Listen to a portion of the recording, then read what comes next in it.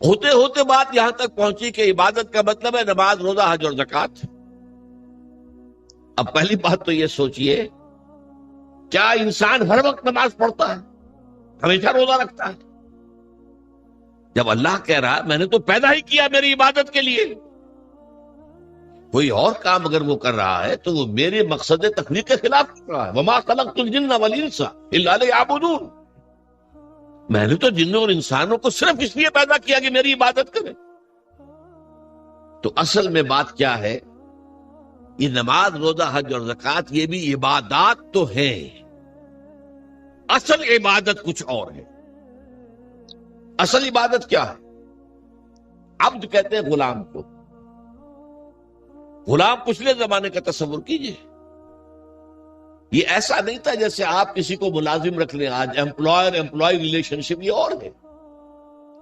آپ نے کسی کو ملازم رکھا ہے، فرض کیجئے دہاڑی پر رکھا ہے، وہ 8 گھنٹے کام کرے گا پھر چھٹی کرے گا، اس کے بعد وہ آپ کا کوئی تابع نہیں ہے، آپ کا غلام نہیں ہے، بلکہ آپ کا بھی ایک ہی ووٹ ہوگا، جب الیکشن ہوگا اس کا بھی ایک ہی ووٹ ہوگا۔ تو اصل میں غلام جو ہوتا تھا وہ ہمہ وقت، ہمہ تن، ہمہ جہد، ہمہ وجوہ بندگی کرتا تھا، اطاعت کرتا تھا۔ ملازم کہہ سکتا تھا کہ میرے تو اوقات ختم ہو گئے۔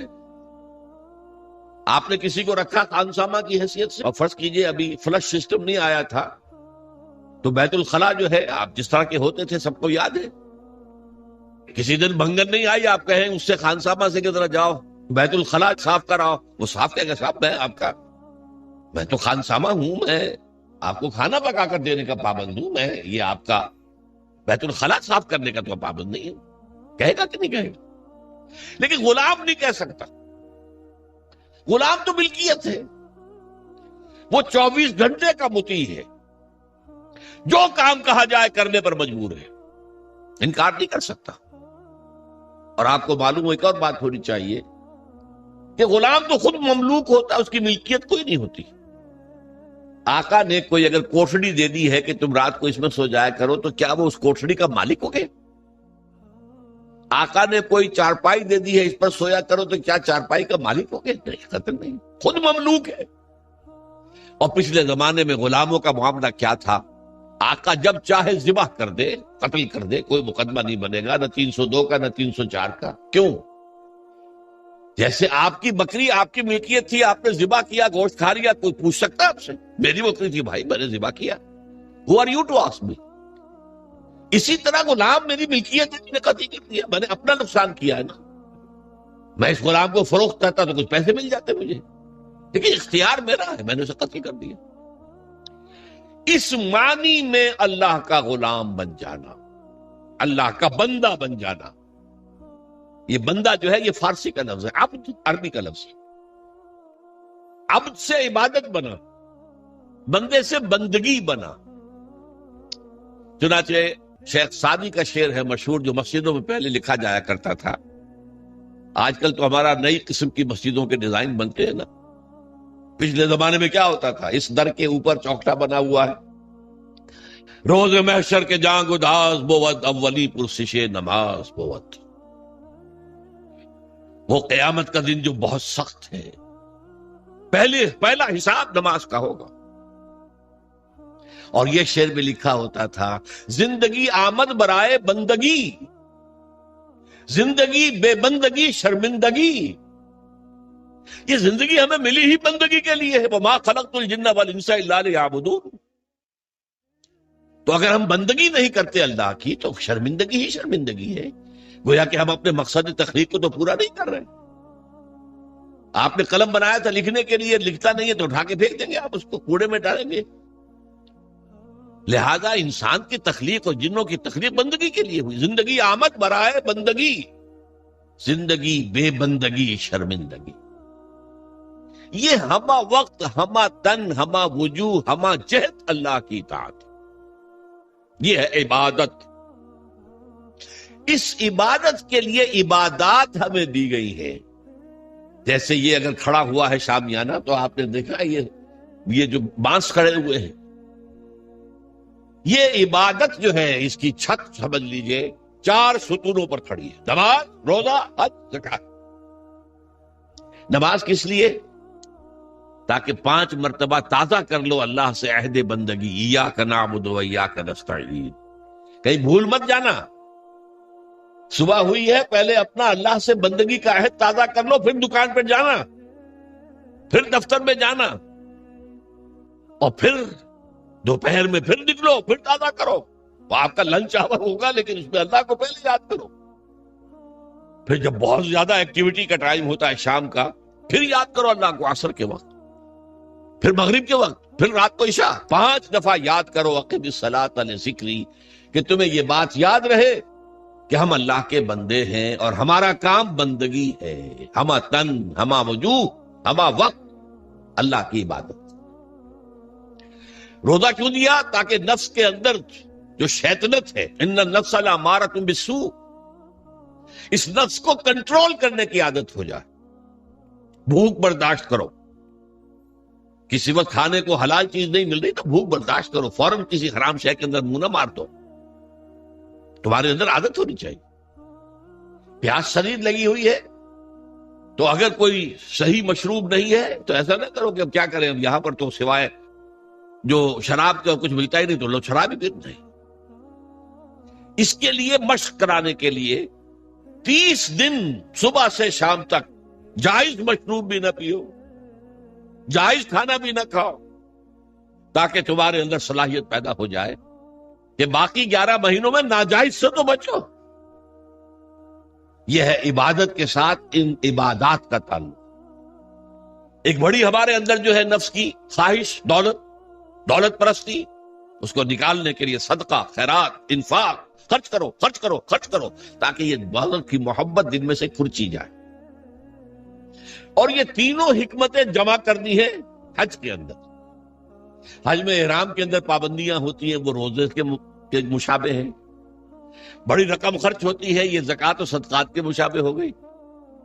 اس میں تلبیہ ہوتا ہے، لبیک اللہم لبیک، لبیک لا شریک لک لبیک، ان الحمد والنعمت لک والملک لا شریک لک۔ یہ اللہ کا ذکر ہو رہا ہے۔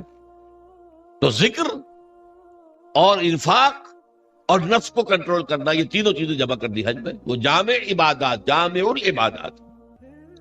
لیکن ان عبادتوں کے اوپر چھت آئے گی اسلام کی پوری، ہمہ جہت، ہمہ وقت اللہ کی بندگی، اللہ کی اطاعت۔ یہ جو عبادت ہے، ایک بات اور نوٹ کر لیجئے، یہ عبادت جو ہے زبردستی بھی دنیا میں کرائی جاتی رہی۔ مثلا بنی اسرائیل پر فرعون مسلط تھا، اپنے احکام منواتا تھا کہ نہیں؟ ہم پر انگریز حاکم تھا، اپنا قانون نافذ کرتا تھا کہ نہیں؟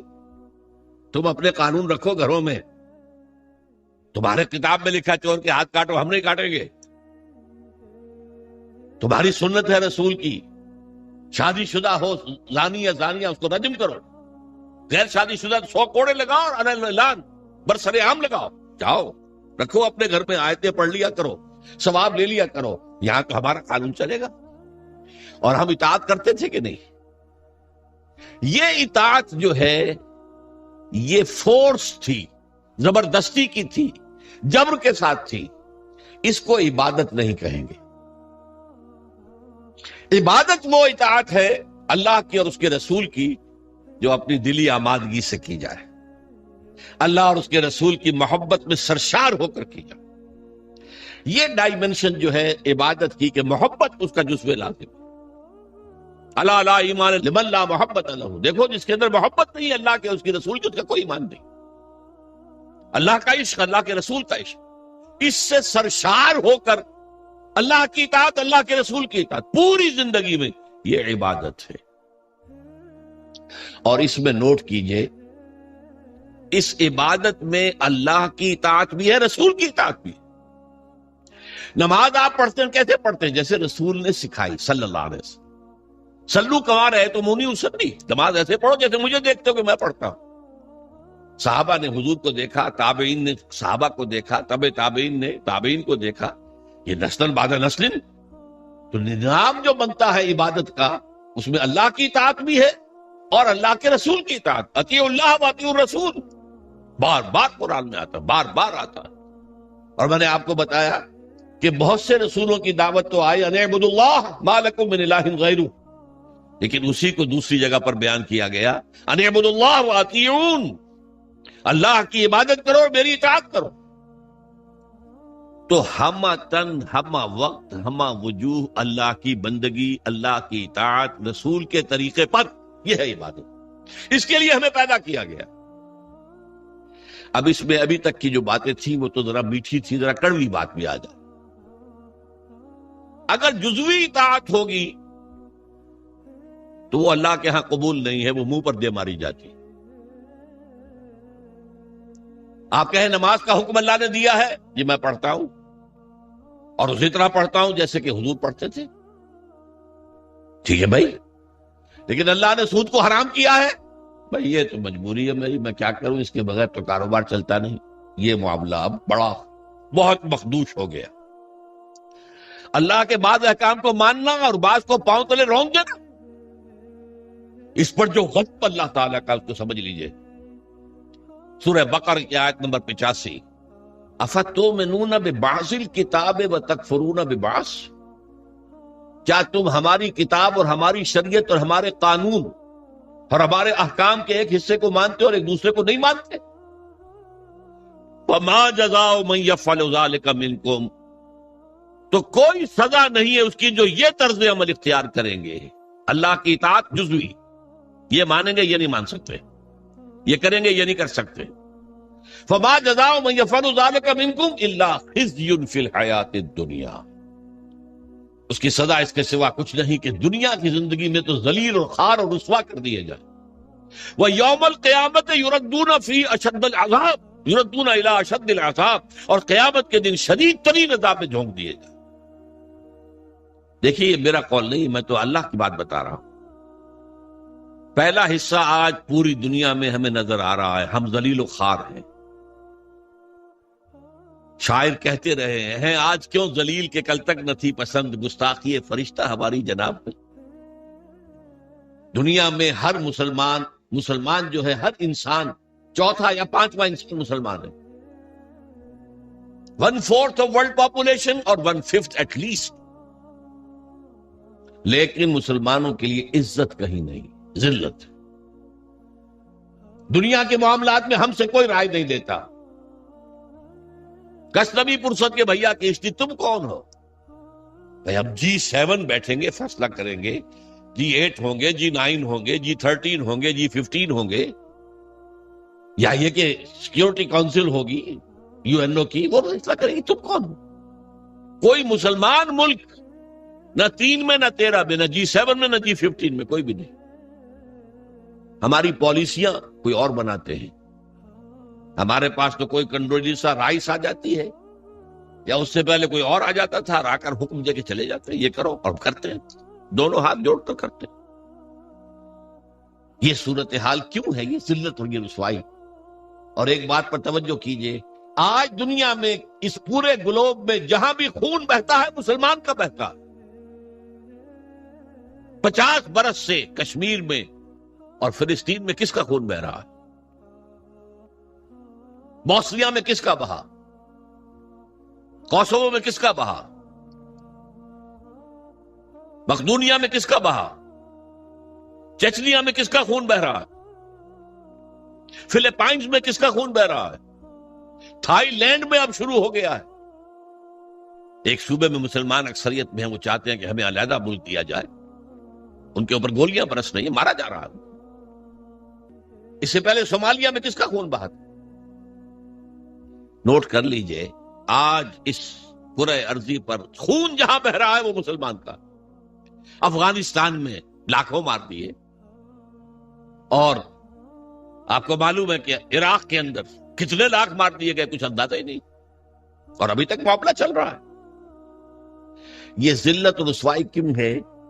کہ ہم اپنی پوری زندگی میں اللہ کی بندگی نہیں کر رہے. لہذا اللہ نے کہا ذلت، رسوائی، ضربت علیہم الذلۃ والمسکنہ. اب ذلت اس دنیا میں، تذلل اور ذلت، یہ تمہارا مقدر ہے، یہ سزا ہے اللہ کی. بش کا باپ کچھ نہیں کر سکتا، شیرون کا باپ کچھ نہیں کر سکتا جب تک کہ اذن رب نہ ہو، پتہ نہیں ہل سکتا جب تک کہ اذن رب نہ ہو۔ کیوں ہو رہا ہے یہ اللہ کی سزا ہے۔ فما جزاء من يفعل ذلك منكم الا خزي في الحیات الدنیا ویوم القیامت یردون الی اشد العذاب۔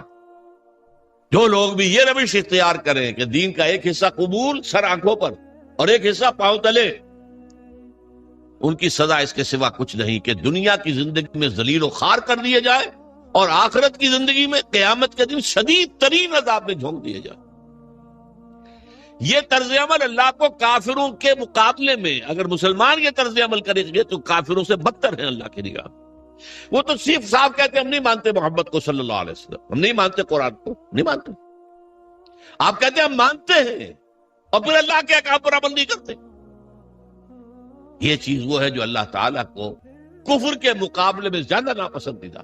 یہی وجہ ہے قرآن میں کہا گیا منافقت جسے ہم کہتے ہیں، ان المنافقین فی الدرک الاسفل من النار، منافقین جو ہیں جہنم کے سب سے نچلے طبقے میں ہوں گے، کافروں سے بدتر ہوں گے، کافروں کے نیچے ہوں گے۔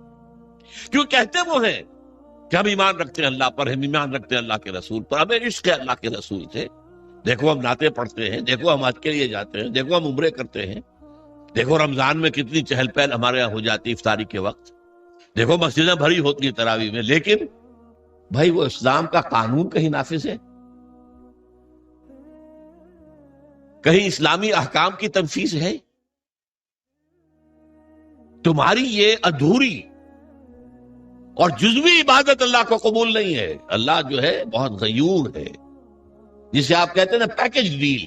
پیکج ڈیل کیا ہوتا ہے؟ ٹیک اٹ اور لیو اٹ، ہمیں تمہاری کوئی ضرورت نہیں ہے، اللہ تو غنی ہے عن العالمین، ہمارا دین لینا ہے پورا لو ورنہ دفع ہو جاؤ۔ یا ایھا الذین آمنوا ادخلوا فی السلم کافہ، اہل ایمان اسلام میں داخل ہو پورے کے پورے سموچے۔ جزوی اسلام اسلام نہیں ہے، جزوی عبادت عبادت نہیں ہے، جزوی بندگی بندگی نہیں ہے، بلکہ ڈٹائی ہے، ڈٹائی اللہ کے ساتھ مذاق ہے۔ قرآن مجید میں آیا ہے نا، یہ لوگ جو ہیں یخادعون اللہ والذین آمنوا وما یخدعون الا انفسهم، یہ دھوکہ دینا چاہتے ہیں اللہ کو اور اہل ایمان کو، حالانکہ دھوکے اپنے آپ کو ڈالا ہوا۔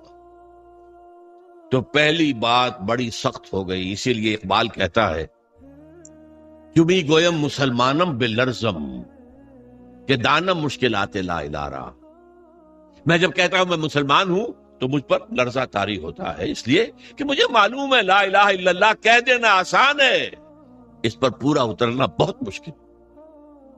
اللہ کی ہمہ تن، ہمہ وقت، ہمہ وجوہ، ہمہ جہت اطاعت، رسول کی اطاعت کے ذریعے سے، یہ عبادت ہے جس کے لیے کہ ہمیں پیدا کیا گیا۔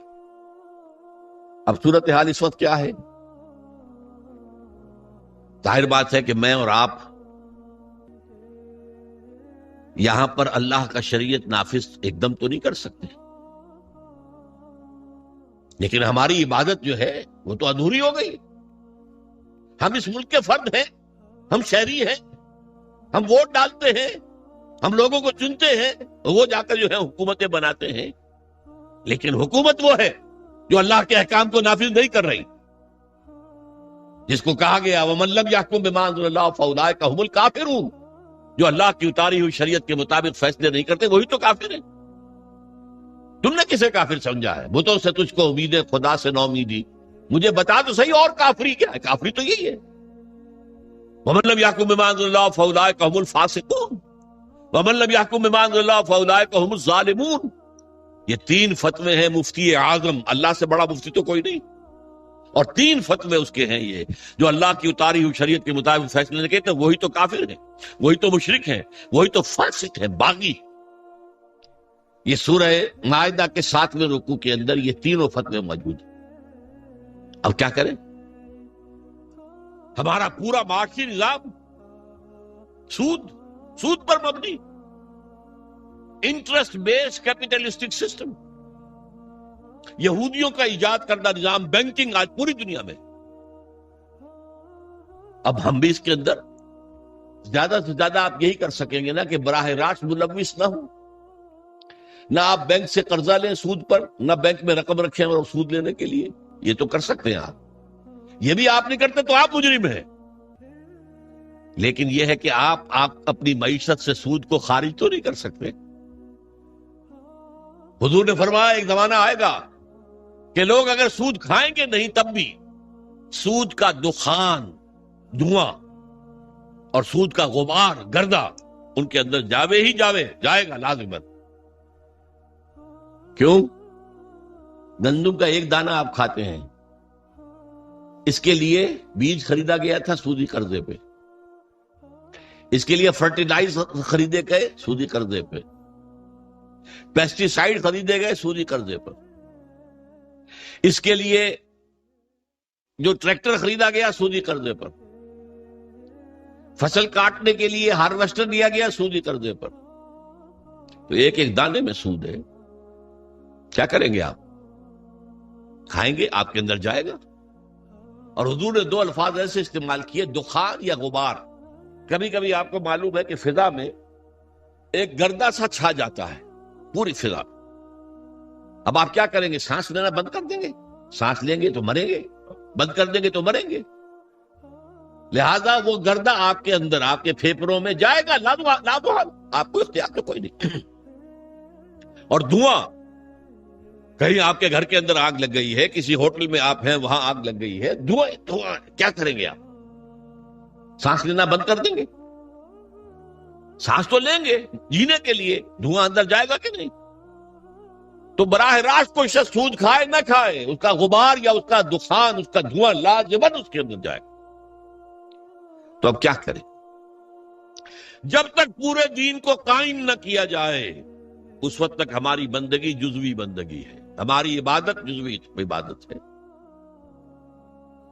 اس گناہ کا کیا کفارہ ہے؟ دیکھیے پچھلے زمانے میں، آج کل تو کنویں ہیں نہیں، کنویں میں کوئی بلی گر گئی، کوئی کتا گر گیا، اب اس کی لاش نکالتے تھے اور ساتھ ہی کتنے ڈول پانی نکالیں گے تو اب یہ پاک ہوگا. تھا کہ نہیں؟ میرے اندر اگر گناہ جا رہا ہے، دھواں جا رہا ہے سود کا، میں سانس لے رہا ہوں اس فضا میں جس میں اللہ کا دین قائم نہیں ہے، تو میرے اندر گناہ جا رہا ہے، گناہ جا رہا ہے، گناہ جا رہا ہے. اس کا کفارہ کیا ہوگا؟ اس کو صفائی کیسے کریں گے؟ تن من دھن لگا دو اللہ کے دین کو قائم کرنے کے لیے. ابھی یہ عزیزم نوید صاحب جو کہہ رہے تھے بار بار اقامت دین، اقامت دین، کیا مطلب ہے اقامت دین کا؟ دین کو قائم کرنا، پورا دین. جیسے آپ کہتے ہیں ایک ہے نماز پڑھنا، ایک ہے نماز قائم کرنا. زمین و آسمان کا فرق ہے نا. اقیم الصلاۃ، اقیم الصلاۃ، اقیم الصلاۃ. یہ قیام جو ہے نماز کا نظام کا، اس کے لیے مسجدیں تعمیر ہوتی ہیں، اس کے لیے امام اور خطیب رکھے جاتے ہیں، وہاں پر بر وقت جماعت ہوتی ہے، ایک امام کے پیچھے کھڑے ہو کر ہم نمازیں پڑھتے ہیں. یہ نماز کا نظام ہے. اسی طریقے سے دین کا نظام، اقیم الدین، دین کو قائم کرو. اور اسی کو کہا وَيَكُونَ الدِّينُ كُلُّهُ لِلَّهِ، دین پورا کا پورا اللہ کا ہو جائے. فوجداری قوانین بھی اسی کے ہوں، دیوانی قوانین بھی اسی کے ہوں، وراثت کا قانون بھی اسی کا ہو، سود کو جڑ سے نکال کے پھینکا جائے، بیع و شرع کی جو حرام شکلیں ہیں ان کو ختم کیا جائے، جوئے کا خاتمہ کیا جائے، بے پردگی بے حیائی کا خاتمہ کیا جائے. یہ سارا کام اگر آپ کریں تو اس میں جو تن لگے گا، جو من لگے گا، جو آپ کا دھن لگے گا، جو آپ کا وقت لگے گا، یہ کفارہ ہے کہ جزوی بندگی کی وجہ سے جو گناہ ہو رہا ہے اس کا کفارہ ہو جائے. اگر آپ یہ نہیں کرتے تو اس کا مطلب یہ کہ آپ بھی اسی نظام کے حامی ہیں. وہ دیکھیے جو کہا تھا نا بش نے یا اس کے سیکریٹری پاول نے 11 ستمبر 2001 کو، آر یو ود اس اور اگینسٹ اس، یاد ہے؟ اور ہمارا کمانڈو صدر، اور وہ پتاشے کی طرح بیٹھ گیا تھا آپ کے ساتھ. جی اللہ بھی یہ کہتا تم میرے ساتھ ہو یا میرے خلاف ہو، نو گرے ایریا ان بٹوین، یا میرے ساتھ ہو، میرے وفادار ہو. تو جتنے دین پر عمل کر سکتے ہو اتنے پر تو کرو نا. نمبر 1، آخر سود سے، غبار سے نہیں بچ سکتے، براہ راست تو سود سے بچو. نہ سود پہ رقم رکھ کر کھاؤ اور نہ سود پر رقم لے کر اپنا کاروبار بڑھاؤ، اپنی بلڈنگیں جو ہے اور اونچی کرو، نہیں یہ تو کر سکتے ہو نا۔ پردہ تو اپنے گھر میں راج کر سکتے ہو کہ نہیں؟ اللہ کا شکر ہے ابھی پاکستان میں تو کوئی ایسا ڈکٹیٹر نہیں آیا۔ اگر کوئی زیادہ وقت مل گیا ہماری شامت اعمال سے اس شخص پرویز مشرف کو، تو شاید وہ وقت بھی آ جائے کہ پردے پر پابندی کر دی جائے، کوئی عورت برقع نہیں پہنے۔ ہو چکا ہے دنیا میں، بہت سے ممالک میں ہوا۔ مصطفیٰ کمال پاشا جو آئیڈیل ہے اس کا، اس نے یہی تو کیا تھا، پردہ ختم، انگریزی لباس پہننا لازم، عربی میں نہیں اذان دے سکتے ہو نہ نماز پڑھ سکتے ہو، ترکی زبان میں نماز پڑھو، ترکی زبان میں اذان۔ یہ سارا کمال عطا ترک نے کیا تھا، اور اس نے آتے ہی کہا تھا کہ میرا آئیڈیل وہ ہے۔ یہ تو اللہ کو معلوم ہے کل کیا ہونا ہے۔ بڑے بڑے جبار اور بڑے بڑے طاقتور لوگ آئے ہیں، اور آج نسیم منسیاں ہیں۔ کہاں گیا وہ فیلڈ مارشل ایوب خان؟ کہاں گیا وہ یحییٰ خان؟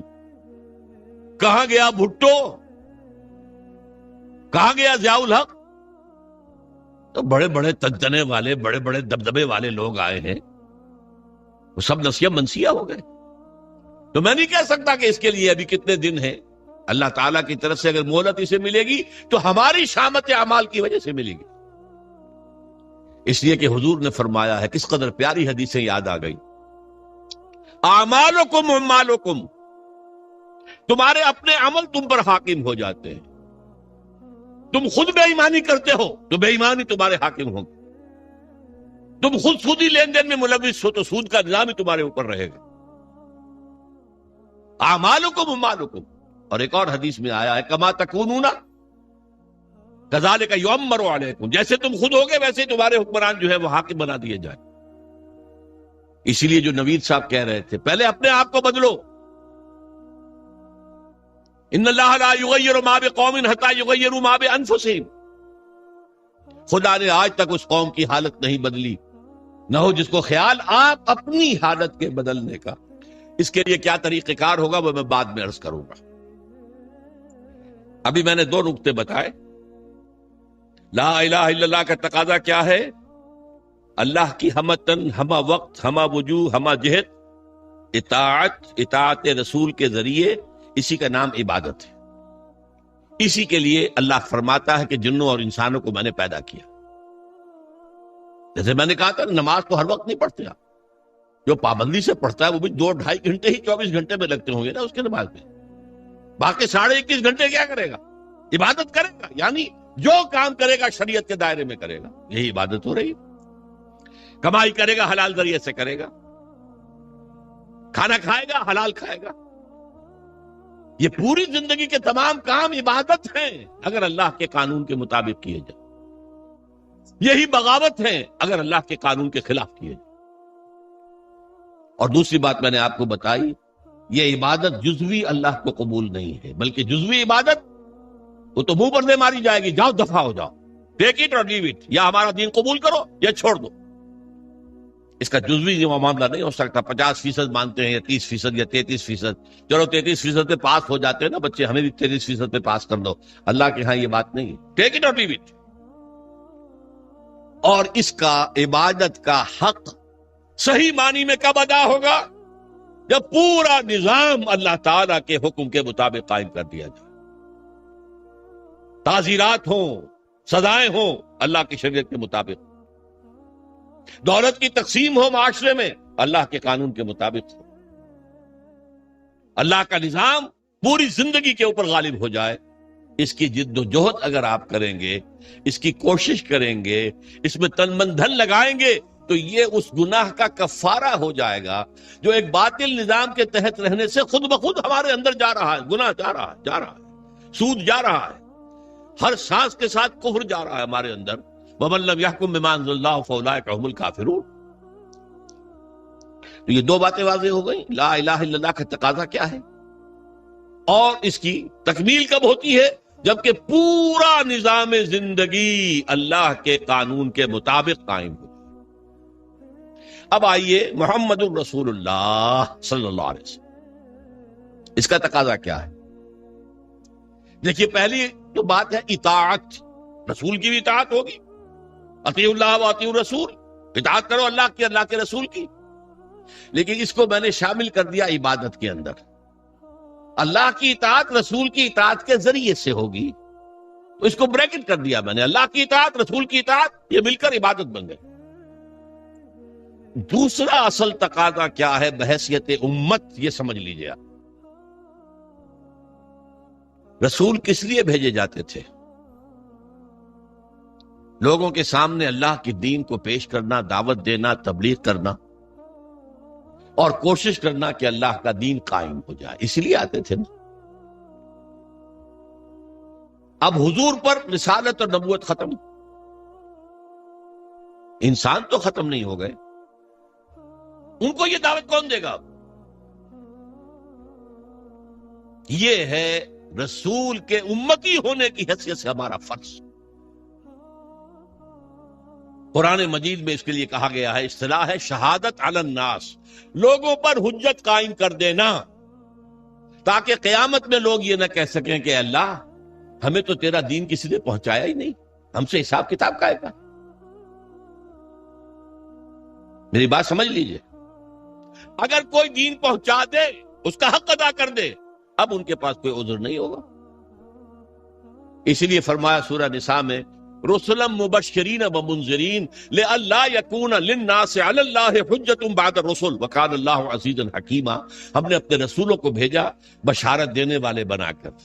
اللہ کی عبادت کرو گے تو بشارت ہے، راح و ریحان و جنت نعیم، اللہ تعالیٰ تمہیں اپنی جنتوں میں داخل کرے گا۔ اللہ کی عبادت سے سرکشی کرو گے تو پھر جہنم ہے، فماواہ جہنم وساءت مصیرا، اس کا ٹھکانہ جہنم ہے۔ تو وہ بشیر بھی تھے، نذیر بھی تھے، لیکن حاصل کیا تھا؟ لِأَلَّا يَكُونَ لِلنَّاسِ عَلَى اللَّهِ حُجَّةٌ بَعْدَ الرُّسُلِ، رسولوں کے آنے کے بعد لوگوں کے پاس کوئی عذر باقی نہ رہ جائے۔ اللہ ہمیں معلوم نہیں تھا، نہیں، ہر امت کے خلاف اس کا رسول کھڑا ہو کر گواہی دے گا پہلے قیامت کے دن، جسے آپ کہتے ہیں سرکاری گواہ، پروزیکیوشن وٹنس۔ اے اللہ تیرا جس پیغام آیا تھا میرے پاس، میں نے انہیں پہنچا دیا تھا، اب اگر انہوں نے عمل نہیں کیا تو یہ ذمہ دار ہے۔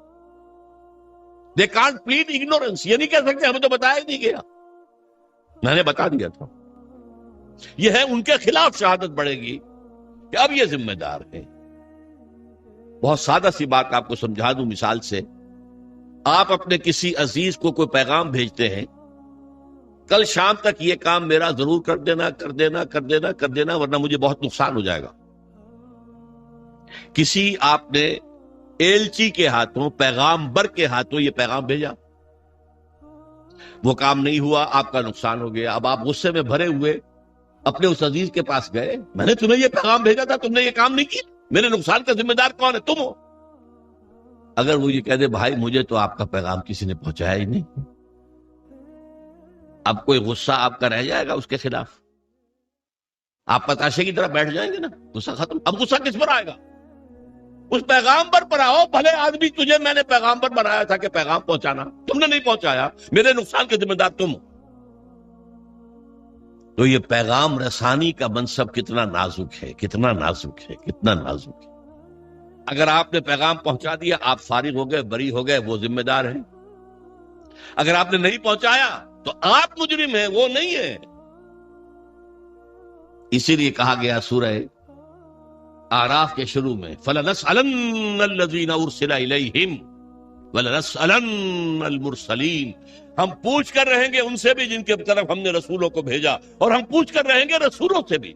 پہلے رسولوں سے کہا جائے تم نے پہنچا دیا تھا، اب وہ کہیں گے کھڑے ہو اللہ میں نے پہنچا دیا، پھر کہیں گے اچھا اب تم بات کرو، تم نے پیغام میرا پہنچ گیا تھا، کتنا عمل کیا۔ یہی وجہ ہے، دیکھیے حضور نے اپنے آخری خطبے میں اپنی تعلیمات کے اہم نکات کو دوبارہ سہ بارہ اس کو نمایاں کر کے پھر ایک سوال کیا۔ ذرا چشم تصور سے دیکھیے، 1.25 لاکھ کا مجمع ہے، معمولی بات نہیں ہے۔ آج بھی 20-30 لاکھ ہی اترے نا حج میں، 1.25 لاکھ، جبکہ شاید پورے عرب کی آبادی 2.5-3 لاکھ سے زیادہ نہیں ہوگی۔ 1.25 لاکھ آدمی جمع ہے، 1,24,000۔ آپ نے خطبہ دیا، اور خطبے کی شان کیا تھی؟ ایک ایک لفظ 3 مرتبہ دہراتے تھے۔ لاؤڈ اسپیکر تو تھا نہیں، تھوڑے تھوڑے فاصلے کے اوپر جیسے مکبر ہو جاتے ہیں نماز با جماعت میں، اگر لاؤڈ اسپیکر نہیں ہے تو وہ مکبرین کھڑے ہیں. حضور نے ایک بات ادھر کہی، اب مکبرین نے آگے پہنچانی شروع کر دی. دوسری بات سامنے رخ کر کے کہی، دوسری مرتبہ وہی بات، اب سامنے والوں نے پہنچانا شروع کر دیا. تیسری مرتبہ بائیں طرف دیکھتے ہوئے کہی، اب بائیں والوں نے پہنچانا شروع کر دیا.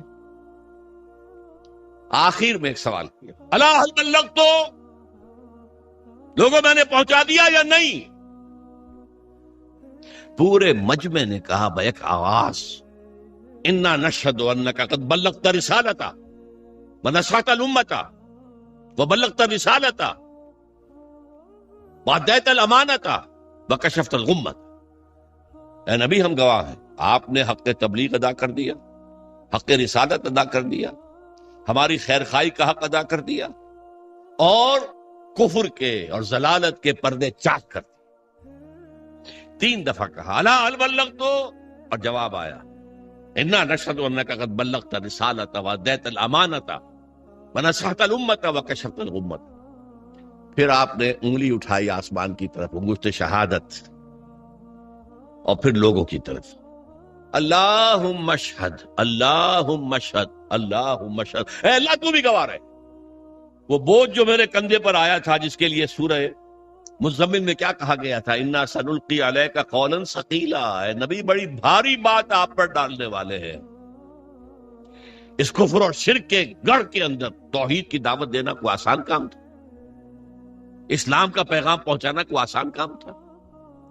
شروع میں تو کہا گیا پاگل ہو گئے، مجنون ہیں، معاذ اللہ ثم معاذ اللہ، شاعر ہیں، ساحر ہیں، مسحور ہیں، کذاب ہیں، نعوذ باللہ من ذالک، نقل کفر نہ باشد. اس کے بعد آپ کو معلوم ہے صحابہ کو مارا گیا، پیٹا گیا، سب کچھ جھیلا کہ نہیں؟ خود 3 برس حضور جو ہیں وہ محصور رہے شیب بنی ہاشم میں. یہ جیل ایسی تھی جس میں کھانے کو کچھ نہیں تھا، آپ کی جیلوں میں تو راشن تو ملتا ہے. بہرحال یہ ساری سختیاں جھیل کر حضور نے دین کو غالب کر یہ کام کیا. لیکن اس وقت آپ نے کیا فرمایا؟ اپنی بات 3 دفعہ کہہ کر الا ہل بلغت انا نشہد انک قد بلغت رسالۃ وادیت الامانۃ ونصحت الامۃ وکشفت الغمۃ. پھر کہا فلیبلغ الشاہد الغائب، اب تمہارے ذمے ہے جو یہاں ہے وہ پہنچائیں پورے 4 ٹانگے عالم تک اس پیغام. اس لیے کہ میں صرف تمہارے لیے رسول بن کر نہیں آیا تھا. وما ارسلناک الا کافۃ للناس بشیرا ونذیرا، اے نبی ہم نے نہیں بھیجا ہے آپ کو مگر پوری نوع انسانی کے لیے بشیر اور نذیر بنا کے. آپ واحد رسول ہیں اللہ کے، واحد. ویسے کہا جاتا 313 رسول آئے ہیں. قرآن مجید میں جن کا ذکر ہے وہ تو 28-29 ہے، انبیاء اور رسل. لیکن یہ کہ کہا جاتا نبی تو آئے ہیں 1.25 لاکھ، جتنے کہ حجۃ الوداع میں موجود تھے صحابہ، اور رسول آئے ہیں 313، جتنے کہ بدر کے میدان میں مجاہد موجود تھے. بہرحال حضور نے فرمایا میں تو پوری دنیا کے لیے رسول بنا کر بھیجا گیا، میں نے تمہیں پہنچا دیا، تم پہنچاؤ آگے، تاکہ میں تمہارے خلاف گواہ بنوں گا قیامت کے دن. اے اللہ میں نے انہیں پہنچا دیا تھا. Now they are responsible, they are accountable, اور تمہیں یہی گواہی دینی ہوگی اے اللہ تیرے رسول نے جو ہمیں پیغام پہنچایا تھا آپ نے پوری دنیا میں پھیلا دیا. اس مضمون کے لیے لفظ شہادت آتا ہے قرآن، اس لیے کہ شہادت کا لفظ جو ہے وہ رسالت کی اصطلاح کے طور پر ہے. یا ایھا النبی انا ارسلناک شاہدا وبشیرا ونذیرا وداعیا الی اللہ باذنہ وسراجا منیرا. سورہ مزمل میں فرمایا انا ارسلنا الیکم رسولا شاہدا علیکم کما ارسلنا الی فرعون رسولا. تو اے محمد آپ شاہد ہیں ان پر، دنیا میں آپ گواہی دیں گے اسلام کی اپنے قول سے، اپنے عمل سے. قیامت میں آپ کھڑے ہو کر اللہ کی بارگاہ میں عدالت اخروی میں آپ پروزیکیوشن وٹنس کی حیثیت سے ہوں گے. آپ کہیں گے اے اللہ میں نے انہیں بات پہنچا دی تھی، اب یہ جواب دے. They are responsible, they are accountable. یہ فرض ہے امتی ہونے کی حیثیت سے جو ہم پر عائد ہوتی. دیکھیے میں نے یہاں لفظ سنت کا استعمال نہیں کیا. عام طور پر سنت کو ہم سمجھتے ہیں عبادات کے ضمن میں، وضو میں سنتیں کتنی ہیں، فرض کتنے ہیں، اور ہر رکعت میں فرائض کیا کیا ہیں، وغیرہ وغیرہ۔ اصل میں اتباع ہے وہ لفظ جس کے بارے میں قرآن میں فرمایا گیا کہ قل ان کنتم تحبون اللہ فاتبعونی یحببکم اللہ۔ اے نبی ان سے کہہ دیجئے اگر تم اللہ سے محبت کرتے ہو تو میرا اتباع کرو، اللہ تم سے محبت کرے گا۔ یہ اتباع کسے کہتے ہیں؟ پیروی کرنا، پیچھے پیچھے چلنا، اتباع۔ اتباع میں وہ شے بھی آ جائے گی جس کا حکم دیا، اور وہ شے بھی جس کا حکم نہیں دیا لیکن آپ نے کیا۔ اتباع محبت کے جذبے سے سرشار ہو کر، اللہ اور اس کے رسول کی محبت سے سرشار ہو کر، ہمہ وقت، ہمہ تن، ہمہ وجوہ، ہمہ جہت اطاعت اللہ کے اور اس کے رسول کی، یہ عبادت ہے، یہ لا الہ الا اللہ کا تقاضا ہے۔ اور اللہ کے رسول پر ایمان لانے کا تقاضا کیا ہے؟ جس طرح حضور نے 23 برس، غور کیجئے، جب آپ کے پاس وحی شروع ہو گئی اور آپ حکم آ گیا یا ایھا المدثر قم فانذر وربک فکبر، اے لحاف میں لپٹ کر لیٹنے والے صلی اللہ علیہ وسلم، اب کھڑے ہو جاؤ، کمر کس لو، لوگوں کو خبردار کرو کہ اللہ کے حضور میں حاضر ہونا پڑے گا، بات جواب نہیں کرنی پڑے گی، اور اپنے رب کی کبریائی کا اعلان کرو، اللہ اکبر، اللہ سب سے بڑا، اللہ کی بات سب سے اونچی ہونی چاہیے، لتکون کلمۃ اللہ ہی العلیٰ۔ یہ جو ہے کام حضور نے 40 برس کی عمر میں وہی کا آغاز ہوا نا، کبھی آپ نے سوچا اس کے بعد آپ نے کوئی معاش کا کام کیا؟ تاجر تھے آپ، بہت اچھے تاجر تھے، بہت کامیاب تاجر تھے، ایکسپورٹ امپورٹ کا بزنس تھا، آپ قافلے لے کر جاتے تھے شام اور واپس آتے تھے،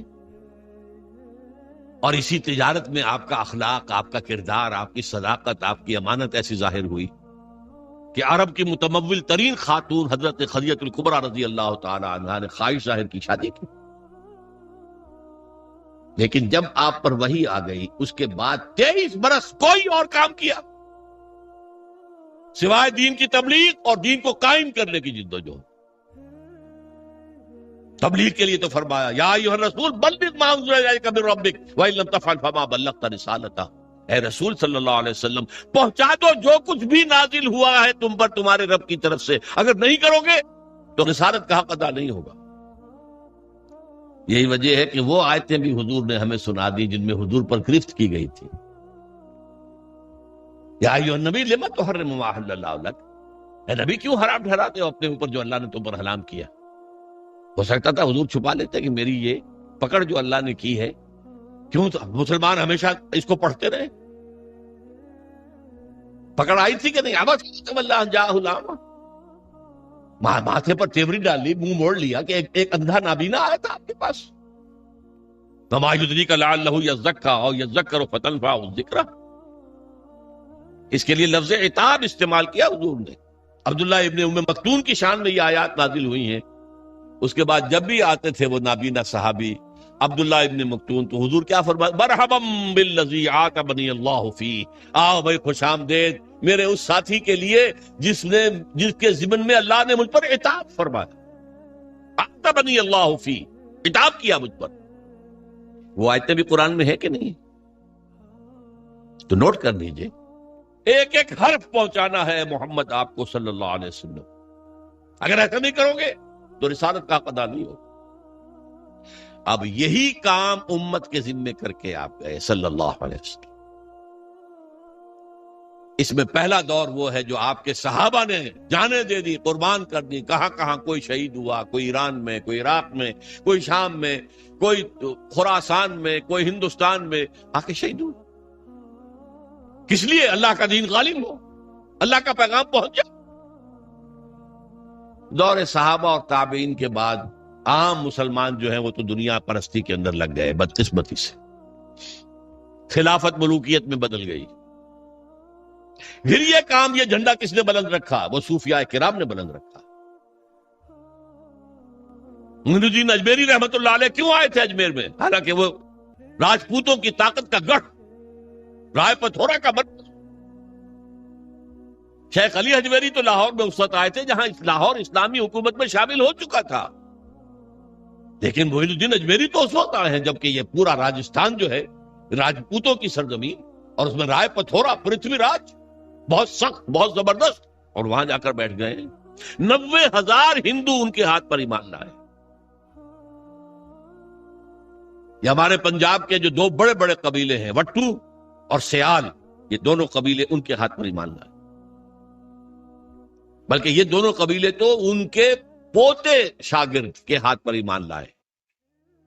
یعنی شیخ معین الدین اجمیری رحمت اللہ علیہ، خواجہ معین الدین کے جو ان کے خلیفہ تھے، خواجہ بختیار کاکی رحمت اللہ علیہ ان کے خلیفہ تھے جو پاک پٹن میں دفن ہے، بابا فرید گنج شکر رحمت اللہ علیہ، ان کے ہاتھ پر یہ دونوں قبیلے ایمان لائے۔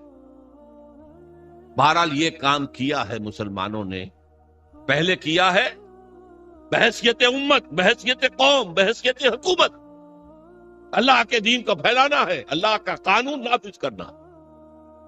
کس لیے گئے تھے وہ؟ کیا وہ دنیا بنانے گئے تھے؟ شہادت ہے مطلوب و مقصود مومن، نہ مال غنیمت نہ کشور کشائی۔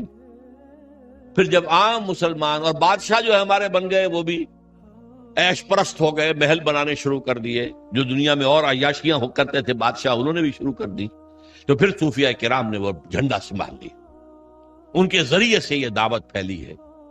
یہ عرب تاجر تھے، وہ اپنے حسن خلق کی بنیاد پر، یہ سارا جو ہندوستان کا مغربی ساحل ہے جسے مالابار کہتے ہیں آپ، یہاں سارا اسلام جو آیا عرب تاجروں کی وجہ سے آیا۔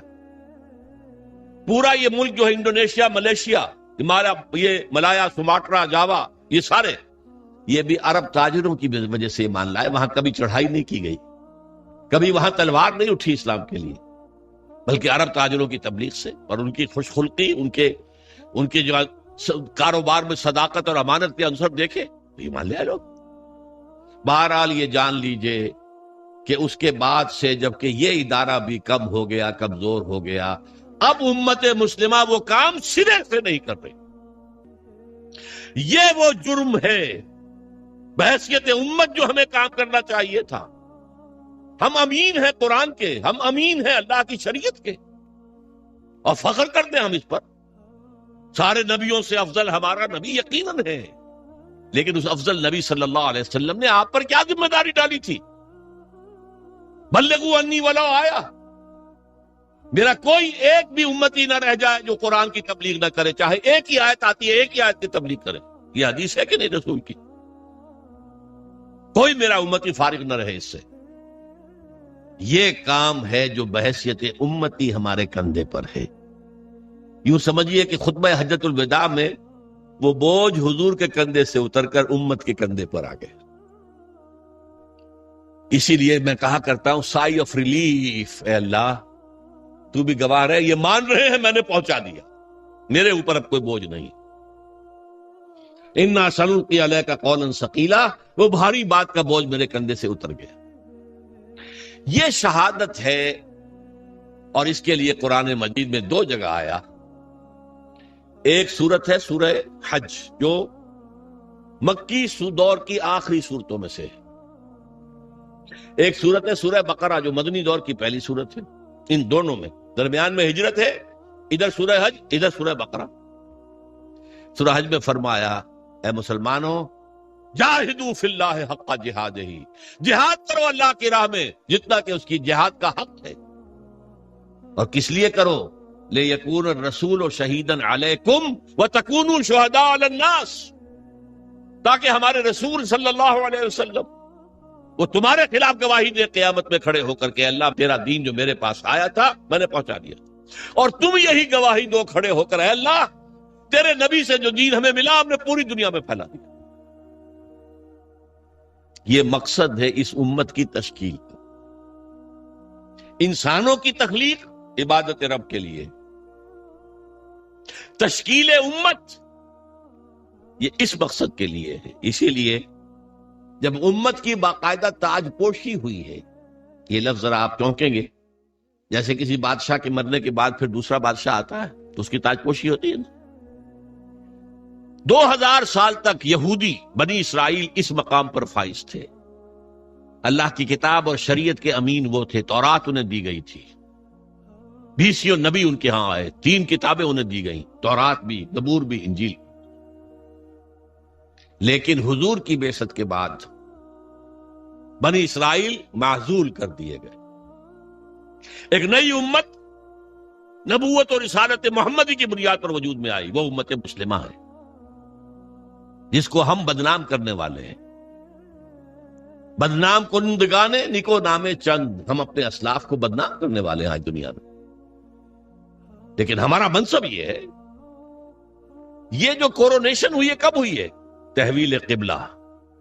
حضور نے 16 مہینے نماز پڑھی ہے بیت المقدس کی طرف رخ کر کے مدینے جانے کے بعد.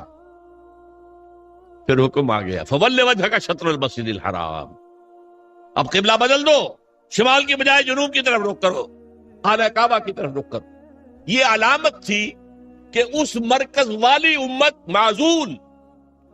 بنو اسرائیل کا مرکز وہ تھا بیت المقدس.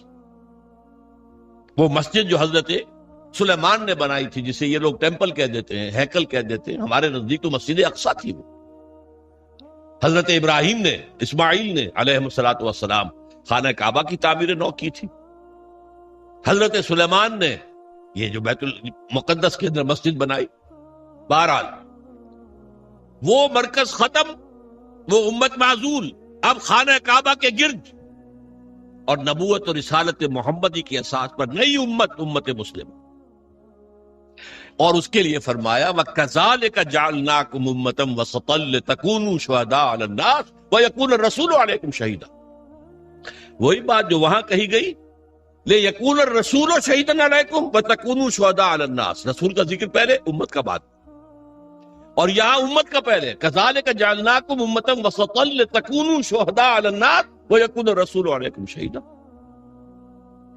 اس مقصد کے لیے جد و جہد, اس کے لیے محنت, اس کے لیے جان کھپانا, اس کے لیے قوت, اس کے لیے صلاحیت خرچ کرنا, مال خرچ کرنا, انفاق کرنا, یہ ہے محمد الرسول اللہ پر ایمان کا تقاضا.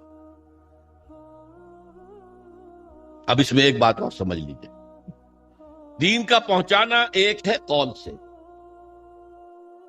ایک ہے اپنے عمل سے. آپ جو بات کہہ رہے ہیں اس پر عمل کر کے بھی تو دکھائیے نا, ورنہ دیگرا را نصیحت خود را فضیحت. جو کہیں گے تم کہتے کچھ اور کرتے کچھ اور, کیا دعوت دے رہے ہو, میں کیا تبلیغ کر رہے ہو؟ عمل سے گواہی, زبان سے گواہی اشہد ان لا الہ الا اللہ واشہد ان محمد رسول اللہ, زبان سے گواہی. اب تمہارے عمل سے, تمہارے وجود سے, تمہارے رویے سے, تمہارے کردار سے, تمہاری شخصیت سے ثبوت ملنا چاہیے کہ واقعی تم اللہ اور اس کے رسول کے ماننے والے ہو. اچھا, اس کے علاوہ انفرادی سطح پر نمونہ تو پیش کر دیا. اللہ نے دین بھیجا تھا, اس کا نمونہ پیش کرو. آپ کہیں اللہ نے جو دین بھیجا تھا محمد کے ذریعے صلی اللہ علیہ وسلم وہ بہترین دین ہے. دنیا کہے گی ہمیں کہیں ذرا اس کا مشاہدہ تو کرا دو, کہاں ہے؟ تم 1.5 ارب مسلمان دنیا میں رہتے ہو, اور کتنے بڑی علاقے جو ہیں مسلمانوں کے حکومتوں میں, ملکوں کے اندر شامل ہیں. کہیں ہمیں دکھاؤ کہاں ہے وہ نظام. کیا کہیں گے ہم؟ نگاہیں نیچی ہو جائے گی.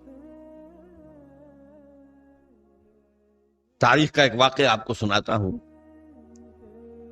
1915 میں شیخ الہند مولانا محمود حسن دیوبندی رحمت اللہ علیہ,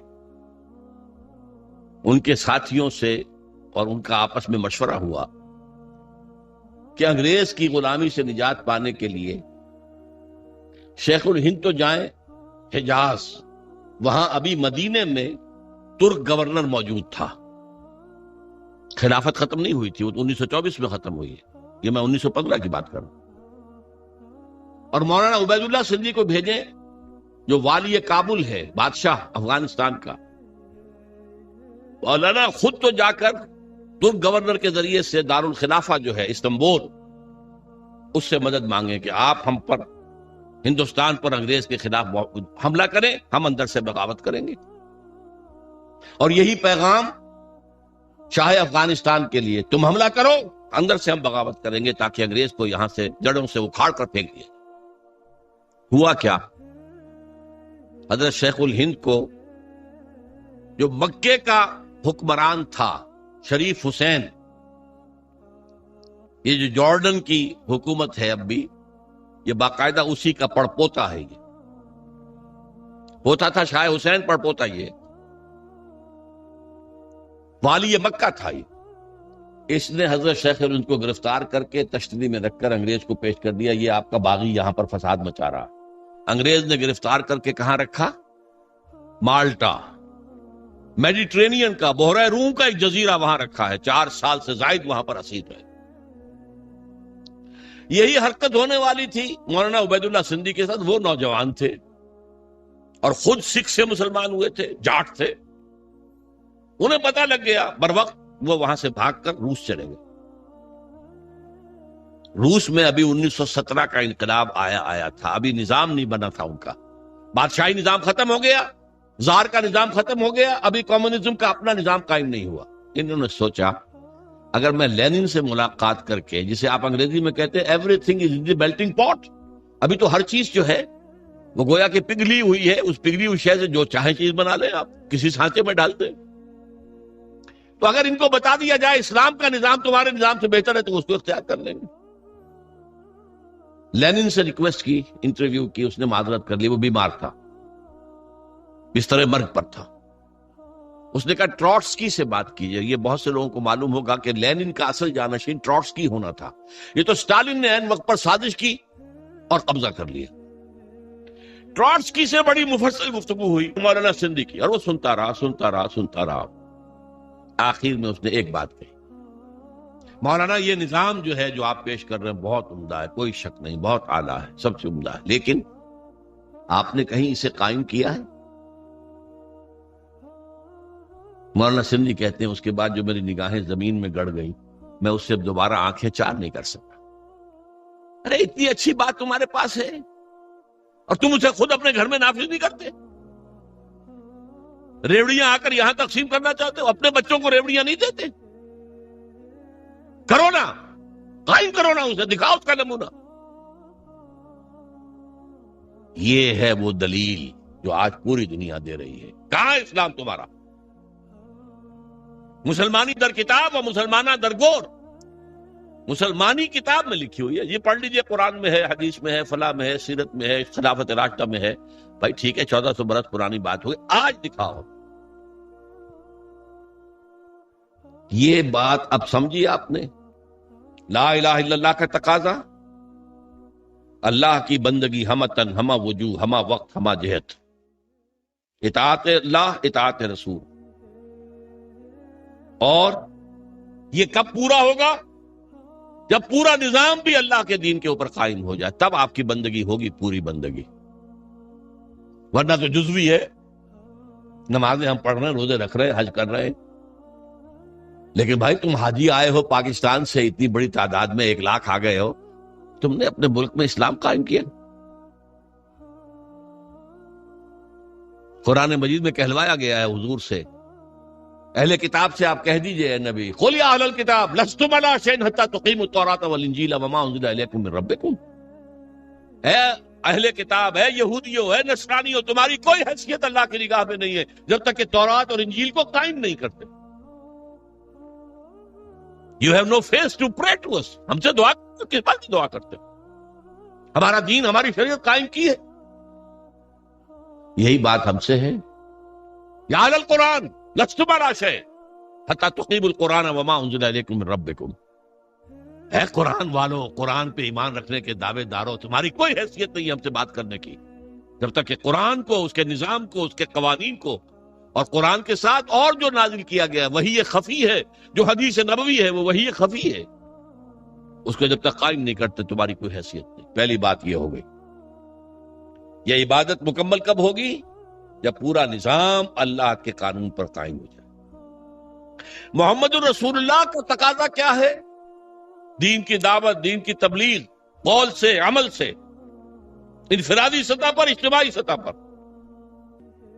یہ اسی وقت حق ادا ہوگا جب آپ اسلام کا نظام قائم کر کے دنیا کو دکھا دیں اور آپ کہہ سکیں come and see with your own eyes, آؤ مشرق کے لوگوں آؤ، مغرب کے لوگوں آؤ، اے جاپانیوں آؤ، اے امریکیوں آؤ، دیکھو یہ نظام ہے محمد کا لایا ہوا صلی اللہ علیہ وسلم. See it with your own eyes. اس سے بہتر نظام کوئی ہو سکتا ہے؟ بتاؤ. یہاں کوئی ریپریشن ہے؟ کوئی جبر ہے؟ یہاں کوئی ایکسپلائٹیشن ہے؟ یہاں کوئی امیر غریب کا خون چوس رہا ہے؟ یہاں کوئی بھوک کے مارے خودکشی کر رہا ہے؟ آپ دیکھو نا، ایک ایک شہری کی بنیادی ضروریات کی کفالت ہم کر رہے ہیں، ایک ایک کی. یہ نظام خلافت ہے، قائم کر کے دکھاؤ نا. پھر دنیا نہ مانے تو وہ مجرم، اور تم قائم کر کے نہیں دکھا سکتے تو پھر تم مجرم ہو، دنیا کیا مانے گی؟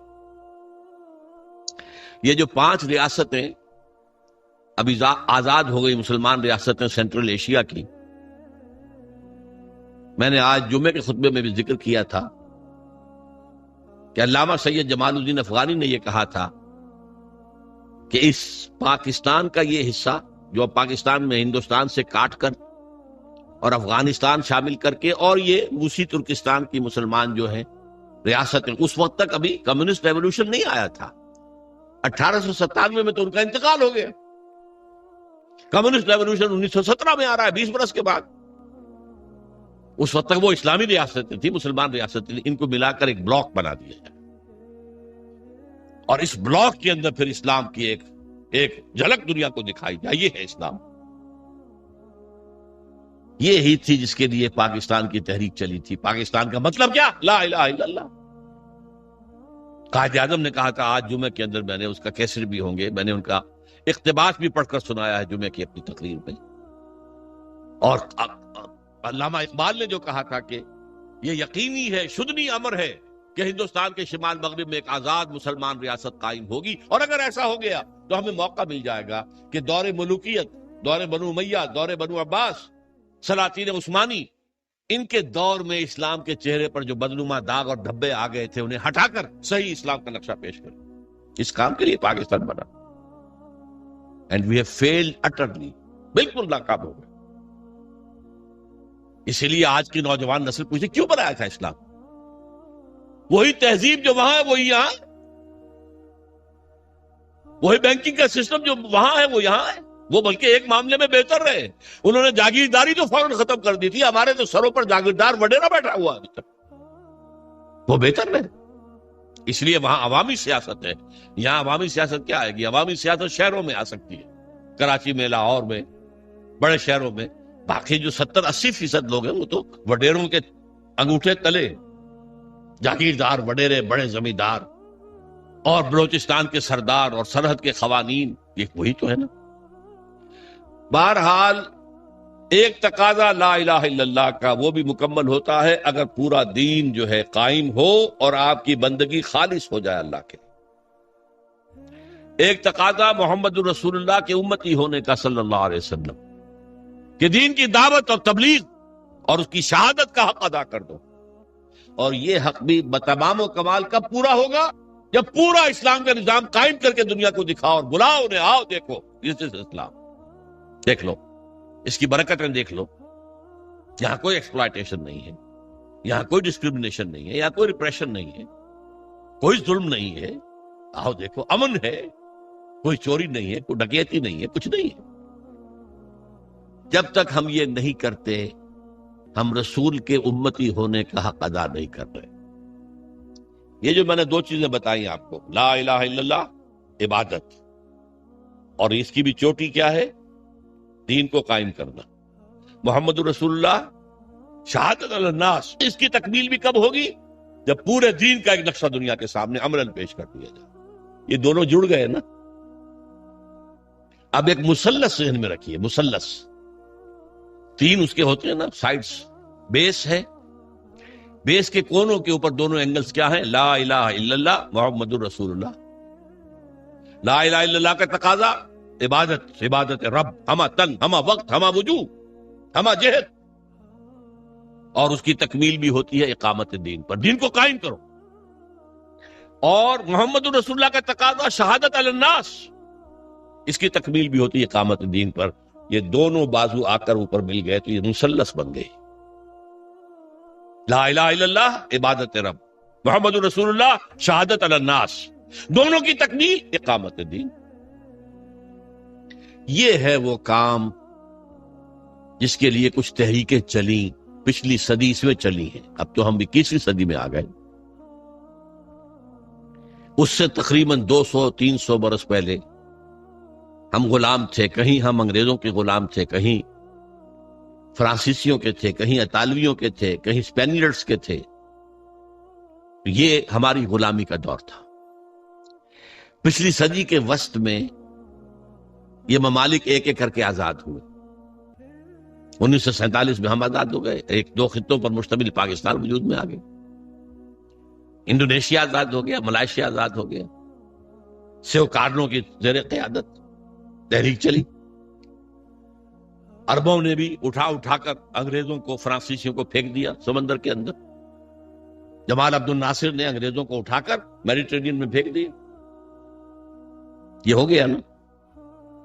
تو ایک خواہش پیدا ہوئی مسلمانوں کے دل میں، جیسے کوئی شخص گہری نیند سے بیدار ہو جائے، اسے یاد آئے یہ ہم پر انگریزی نظام تھا، فرانسیسی نظام تھا، فلاں نظام تھا، اب ہم آزاد ہیں، ہم اپنے نظام کو قائم کریں. اب تو ہم آزاد ہیں نا. ہمارا بھی ایک نظام تھا نا جو محمد رسول اللہ نے قائم کیا تھا 1400 برس قبل، جو 30 برس کامل شکل میں جو ہے دنیا کے اندر نافذ رہا، کامل شکل میں. پھر رفتہ رفتہ پہلے 6 منزل گری ہے، 6 منزلہ عمارت تھی، پھر کچھ عرصے کے بعد 5ویں گری ہے، گرتے گرتے پھر وہ 0 ہوئی ہے، جبکہ آ کر ہم پر یہ مغربی قوتیں جو ہیں حکمران ہو گئی. لیکن تھا نا ہمارا نظام، ہمارا اپنا سیاسی نظام ہے، ہمارا اپنا معاشی نظام ہے، ہمارا اپنا سماجی نظام ہے. اس کے لیے ہم کوشش کریں کہ اپنے ملکوں میں اس اسلام کو قائم کریں. ایک ہی وقت میں یہ تحریکیں اٹھی. مظلومی پارٹی انڈونیشیا میں، جماعت اسلامی بر عظیم پاک و ہند میں، فدائین اسلام ایران میں، الاخوان المسلمون بہت بڑی تحریک مصر میں، اور وہ پورے عالم عرب میں پھیل گئی. بدقسمتی سے تاحال ان میں سے کسی تحریک کو کوئی کامیابی حاصل نہیں. اس کے کچھ اسباب ہیں، میں صرف اشارہ کروں گا. ہم سے ایک تو غلطی یہ ہوئی کہ ہم نے سمجھا مسلمان ہیں تو گویا کہ ایمان بھی ہمارے دلوں میں موجود ہے. حالانکہ حقیقت یہ ہے کہ ہمارے دلوں میں ایمان موجود نہیں ہے. شہادت ہے اشہد ان لا الہ الا اللہ و اشہد ان محمد رسول اللہ، یہ اسلام کی جڑ ہے. اسلام تو ہے، وہ تو موروثی طور پر مل گیا ہمیں، ماں باپ ہمارے مسلمان تھے، مسلمان ہو گئے. دلوں میں یقین والی کیفیت نہیں ہے. جب تک وہ پیدا نہیں ہوگی، جیسا ویسا ایمان جیسا صحابہ کرام کا تھا، اس وقت تک دین قائم نہیں ہو سکتا. اس کے لیے جو قربانیاں دینی پڑتی ہیں وہ یقین والے ایمان کے ساتھ ہی ہو سکتی ہیں. محض یہ شہادت اور لپ سروس کے ذریعے نہیں ہو سکتی. اور دوسری غلطی یہ کی کہ ہم نے بھی دنیا میں کچھ نظام قائم کرنے کے جو دنیا میں مروجہ طریقے تھے وہ اختیار کر لیے. حالانکہ یہ کام تاریخ میں صرف ایک مرتبہ ہوا تھا، صرف ایک رسول کے ذریعے سے. حضرت ابراہیم کے ذریعے سے کوئی نظام قائم نہیں ہوا تھا، نہ حضرت موسیٰ کے ذریعے ہوا، نہ حضرت عیسیٰ کے ذریعے ہوا. یہ صرف محمد رسول اللہ کے ذریعے ہوا. اب ہونا ہے دوبارہ، ہوگا انہی کی سیرت پر عمل کرتے ہوئے. لا یصلح آخر هذه الامہ الا بما صلح به اولها. طریقہ کار وہاں سے لو. ہم نے طریقہ کار الیکشن پہ حصہ لے لو جی، اگر قوم ہمیں ووٹ دے دے گی ہم اسلام نافذ کر دیں گے. کیا انتخابات کے ذریعے سے حکومت میں کی ریاست جو مدینہ کی قائم ہو سکتی تھی؟ لیکن قریب کی بات سوچ لیجئے، کیا آیت اللہ خمینی ایران کے اندر برسر اقتدار آ سکتے تھے الیکشن کے ذریعے سے؟ ناممکن. یہ 2 غلطیاں ہوئی ہیں جن کی وجہ سے یہ تحریکیں ناکام ہو گئی. بعض تحریکوں کا تو وجود ہی نہیں ہے، مظلومی پارٹی کا وجود ہی نہیں ہے، فدائین اسلام کا وجود ہی نہیں ہے. جماعت اسلامی ہے، لیکن جیسا کہ میرے عزیز آپ کو بتا رہے تھے، وہ انقلابی رنگ چھوڑ کر انتخابی سیاست میں دلدل میں پھنس گئی. ہے موجود. الاخوان بھی اسی طریقے سے، وہ انقلابی راستے کو چھوڑ کر جو حسن البنا نے بتایا تھا وہ بھی الیکشن میں اور کچھ جو ہے ویلفیئر وغیرہ لوگوں کی بہبود کے کام کرنے میں لگ گئے۔ بہرحال یہ جد و جہد کرنا پہلے تو یہ سمجھیے میرا اور آپ کا فرض عین ہے، اس کے بغیر ہم بھی طاغوت کے ایجنٹ قرار پائیں گے۔ اگر ہم یہ جد و جہد نہیں کر رہے تو گویا کہ ہم بھی کافرانہ نظام کے وفادار ہیں، ایبیٹرز ہیں، اسے سپورٹ کر رہے ہیں، اس کے تحت پھلنے پھولنے کی کوشش